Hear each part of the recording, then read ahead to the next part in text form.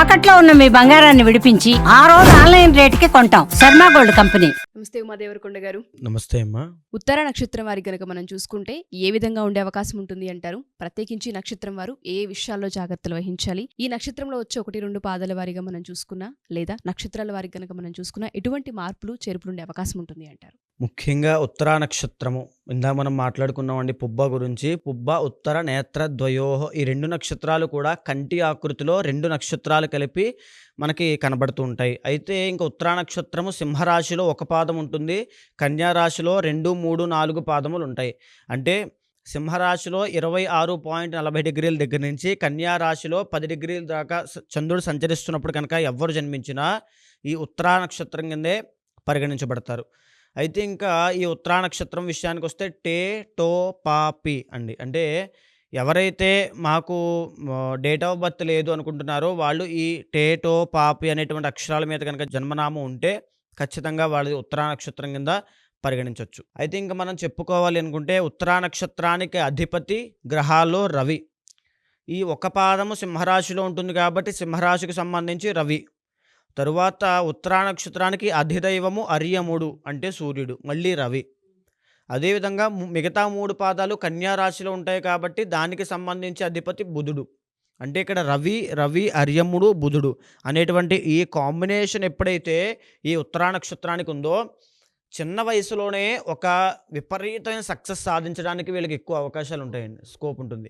Competitive exams crack చేయడము మనం చూస్తుంటాం. చాలా చిన్న వయసులోనే ఒక స్థాయికి వెళ్ళిపోయాడు, పెద్ద పెద్ద ప్యాకేజీలు వచ్చాయి ఇంజనీరింగ్లో అనుకుంటూ ఉంటారు. వాళ్ళైనా చిన్న వయసులోనే క్రికెట్ అవ్వచ్చు, టోర్నమెంట్స్ అవ్వచ్చు, లేకపోతే స్పోర్ట్స్ ఫీల్డ్లో అవ్వచ్చు, గేమ్స్ అవ్వచ్చు, క్రీడల్లో విపరీతంగా రాణిస్తారు వీళ్ళు కనుక ఏదైనా చిన్న వయసులోనే వీళ్ళకి ఆ పునాది పడాలి.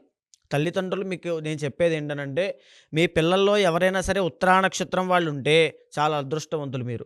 చిన్న వయసు నుంచే వాళ్ళని క్రమశిక్షణగా ఒక డిసిప్లిన్డ్గా ఒక దాని మీద ఫోకస్ చేయగలిగితే వాళ్ళ యొక్క చదువు మీద మాత్రమే కాదండి, వీళ్ళకి చాలా టాలెంట్స్ ఉంటాయి. వాళ్ళ టాలెంట్ని గుర్తించి చదివించండి, దానికి సంబంధించి పని చేయించండి. అంతేగాని బలవంతంగా చదువు మీద రుద్దించొద్దు. వీళ్ళకి చాలా టాలెంట్ ఉంటుంది, వీళ్ళు చాలా పైకి ఎదగలుగుతారు. ఈ ఉత్తరా నక్షత్రంలో జన్మించినటువంటి వాళ్ళు వాళ్ళ కుటుంబంలో ఉన్న వాళ్ళ కంటే ఎక్కువ పేరు సంపాదిస్తారండి. అంత పేరు ప్రఖ్యాతులు సంపాదిస్తారు. ఎందుకంటే రవి మరియు బుధుడు అంటే ఇక్కడ మనం జాతకంలో రవి బుధుడు కనుక కలిసి ఉంటే బుధ ఆదిత్యయోగంగా చెప్తూ ఉంటాం. అంటే ఒక గొప్ప యోగం అండి ఇది, ఒక అధికార యోగం. పెద్ద పెద్ద అధికారులు, CEO, సూపర్ స్టార్లు, పొలిటికల్ సూపర్ స్టార్లు అంటే ఇంకా తిరుగులేదు. ఇంకా వీళ్ళు చెప్పిందే శాసనం, వీళ్ళు అనుకున్నదే పని. ఇంకా ఆ రకంగా ఉంటుంది వీళ్ళ యొక్క వైఖరి, వీళ్ళ జీవితం కూడా ఆ రకంగానే ఫాస్ట్గా దూసుకెళ్ళిపోతుంది. సో వీళ్ళు ఏంటంటే ఒక చాలా స్పోర్టివ్, కాంపిటేటివ్ స్పిరిట్ ఉంటుందండి. ఈ ఉత్తరా నక్షత్రం వాళ్ళు కనుక మనం రెచ్చగొడితే వాళ్ళు ఎక్కడికైనా వెళ్ళిపోతారు. ఆ రకంగా కోపం కూడా ఎక్కువ ఉంటుంది ఉత్తరా నక్షత్రం వాళ్ళకి. మాట ధోరణి కూడా చాలా స్పీడ్గా, స్ట్రైట్ ఫార్వర్డ్గా మాట్లాడడము, వెనక ముందు ఆలోచించరండి, టక్కని ఏది ఉంటే అది చెప్తారు. ఇంకా భయం ఉండదు, ఏముండదు. అంటే ఆ స్పీడ్ అనేది కనబడుతూ ఉంటుంది. సో ఈ ఉత్తరా నక్షత్రం వాళ్ళు ఇంకా మనం చూసుకుంటే బుధుడు ఎప్పుడైతే ఉన్నాడో అకౌంటెంట్స్ కింద, అడ్వైజర్స్ కింద, లీగల్ అడ్వైజర్స్ కింద, లాయర్స్ కింద, ఎక్స్పోర్ట్స్ అండ్ ఇంపోర్ట్స్ దిగ్విజయంగా నడిపేటువంటి వాళ్ళల్లో, తర్వాత రవి ఎప్పుడైతే ఉన్నాడో ఈ పొలిటికల్ లీడర్స్ కింద, పొలిటికల్ సూపర్ స్టార్స్ అవ్వడానికి, సినిమాలో సూపర్ స్టార్స్ అవ్వడానికి చాలా రకాలుగా స్కోప్ ఉంటుందండి. వీళ్ళు ఏ అంశాన్ని తీసుకున్నా అంటే వీళ్ళ యొక్క టాలెంట్ని ఆధారపడి ఉంటుంది, వీళ్ళ యొక్క అంతర్గత జాతకం మీద ఆధారపడి ఉంటుంది. ముఖ్యంగా దేంట్లో అయినా చాలా టాప్ పొజిషన్కి వెళ్ళిపోతారు. ఇందాక మనం మాట్లాడుకున్న పుబ్బా కూడా దీనికి సిమిలర్గా ఉంటుంది. కానీ ఉత్తరా నక్షత్రం వాళ్ళు ఇంకా డీప్ అండి, ఇంకా హై పొజిషన్కి వెళ్తారు. అయ్యప్ప స్వామి యొక్క నక్షత్రం ఉత్తరా నక్షత్రం అంటే. సో వీళ్ళు ఏదైనా సరే అండి చాలా టాప్ పొజిషన్కి వెళ్ళడానికి ఎక్కువ ఉంటాయి. చాలా గ్రాండ్గా బ్రతుకుతారు జీవితంలో. ఎవరి సహాయం కూడా ఎవరి సహాయం అవసరం లేదు, ఎవరి సపోర్టు అవసరం లేదు, ఎవరు వీళ్ళకి పుష్ ఇవ్వాల్సిన అవసరం కూడా ఉండదు. వీళ్ళకి వీళ్ళే ఒక మోటివేటర్స్, వీళ్ళకి వీళ్ళే ఒక ఇన్స్పిరేషన్ అయిపోతారు, వీళ్ళకి వీళ్ళే ముందుకు వెళ్ళిపోతారు దూసుకుంటూ. ఆ రకమైనటువంటి స్ట్రాంగ్ విల్ పవర్ అనేది ఉత్తరా నక్షత్రం వాళ్ళకు ఉంటుంది. అయితే వీళ్ళు ఏ దుర్ముహూర్తంలో పుట్టడమో, వర్జంలో పుట్టడమో, అమావాస్య నాడు జన్మించడమో, లేకపోతే గ్రహణం టైంలో పుట్టడమో, పేగులు మెల్ల వేసుకుని జన్మించడం కనుక చేస్తే ఆ దోషం ఉంటుంది, అది ఎక్కడికి పోదు. ఆ దోషం వీళ్ళని ఎదుగుదల అక్కడే ఆపేస్తుంది. కాబట్టి అలాంటి జననం జరిగినప్పుడు ఖచ్చితంగా నక్షత్ర జపము, నవవిధ శాంతి తప్పకుండా చేయించండి. అప్పుడు వీళ్ళ యొక్క స్పీడ్ అంటే వీళ్ళకు ఉన్నటువంటి క్యాపబిలిటీ అవ్వచ్చు, వీళ్ళకున్న పొటెన్షియల్ అవ్వచ్చు, వీళ్ళ కెపాసిటీ, స్కిల్స్ అన్నీ బయటకొస్తాయి. అప్పటిదాకా అవన్నీ అలాగే ఆ దోషం అలాగే పీడిస్తూ ఉంటుంది. సో, అది పక్కన పెడితే ఇంకా వీళ్ళకు ఎలాంటి ఆరోగ్య సమస్యలొస్తాయి అనే విషయం మనం చూస్తే ఎప్పుడైతే రవి, బుధుడు ఈఎన్‌టీ ప్రాబ్లమ్స్ ఎక్కువగా వచ్చే అవకాశాలుంటాయి. స్కిన్ అవ్వచ్చు, హై బీపీ అవ్వచ్చు. ఎందుకంటే వీళ్ళు చాలా స్పీడ్ మెంటాలిటీ అండి. అంటే ఆవేశపరులు. ఇంక చెప్పాలంటే ఆవేశపరులు. ఎవ్వరిని లెక్క చేయరు. ఆ రకమైన మెంటాలిటీ. హై బీపీ వచ్చేటువంటి అవకాశాలుంటాయి రవి కాబట్టి. బ్లడ్‌కి సంబంధించిన విషయాల్లో, స్కిన్‌కి సంబంధించిన విషయాల్లో చాలా జాగ్రత్తగా ఉండాలి. ముఖ్యంగా బోన్స్ అండి. బోన్స్‌కి సంబంధించి కూడా ఫ్రాక్చర్స్ అవ్వడము, విరిగిపోవడము, లేకపోతే ఇబ్బంది జరగడము. ఎక్కువగా జాతకంలో కనుక 6వ స్థానంలో రవి నీచ స్థితిలో ఉంటే ఈ ఉత్తరా నక్షత్రం వాళ్ళకి బోన్ క్యాన్సర్ వస్తుంది. సో, ఈ విషయాల్లో జాగ్రత్తగా ఉండాలి. ఇంకా 2025 సంవత్సరంలో ఎలా ఉండబోతోంది? మే 15వ తారీఖు తరువాత గురుడు మిథునంలోకి ఎంటర్ అవుతున్నాడు. అక్కడి నుంచి ఉత్తరా నక్షత్రం వాళ్ళకి పట్టిందల్లా బంగారం అవుతుందండి. ఇప్పటిదాకా పడిన కష్టానికి 10 రెట్లు రిఫ్లెక్షన్ అనేది మే 15వ తారీఖు దాటిన తర్వాత కనబడుతుంది. అక్కడి నుంచి వీళ్ళు ఉద్యోగరీత్యా ప్రమోషన్స్ వస్తాయి. వ్యాపార రీత్యా వ్యాపారం ఎక్స్పాండ్ చేస్తారు. ఇంకా పెళ్లి అవ్వలేదు అనుకున్న వాళ్ళకి అనుకున్నటువంటి వ్యక్తితో పెళ్లి అవుతుంది. అనుకున్నటువంటి అమ్మాయితో జీవితం గడుపుతారు. సంతానం పుట్టలేదు అనుకున్న వాళ్ళకి పుత్ర సంతానం కలుగుతుంది. సంతానార్థులకి సంతానం ఉంటుంది. అప్పులతో ఇప్పటిదాకా మునిగిపోతున్నామండి, ఉత్తరా నక్షత్రానికి ఎంత బాగుంది అని చెప్తున్నారు అనుకుంటే మే 15వ తారీఖు తర్వాత మీరు చూసుకోండి, అప్పులన్నీ తీరిపోతాయి.